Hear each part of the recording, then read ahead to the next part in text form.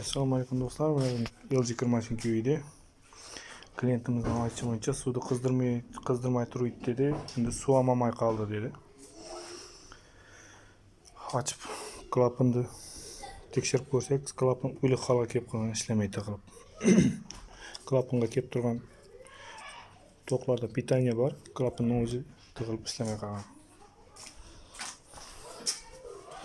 Suv qizmasning sababi menaki tiyini bilan bunday holga kelib qolgan. Kuyib ketgan menaki tiyin, uzilib. Menaki orqasidan tiyindan ko'rsangiz, loyqalarni qo'lini.